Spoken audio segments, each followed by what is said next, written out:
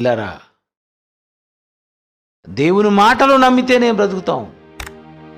ఆయన మాట నమ్మకపోతే దేవుడికి ఇష్టం ఉండదు. ఈ పండు తినొద్దు, నా మాట నమ్మండి. నమ్మలేదు, తోటలో నుండి గెంటేశాడు. పొండి, తోటలోని పొండి. నా మాట నమ్మలేదు కదా మీరు. నమ్మని వానికి శిక్ష. నువ్వు వేదంలో పిల్లలు కంటావు, నువ్వు చెమటూర్చి కష్టపడి సంపాదించుకుంటావు.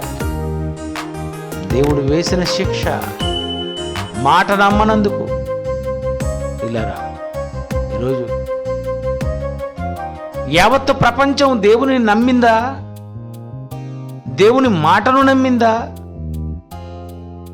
దేవుని మాట ఈరోజు ప్రకటిస్తున్నా, ఈరోజు ఎంతమంది దేవుని మాటను నమ్మగలుగుతున్నారు ఒకసారి మీరు ఆలోచించండి. నిజముగా నమ్మిన వారు దేవుడు వారిని బ్రతికిస్తూనే ఉంటాడు.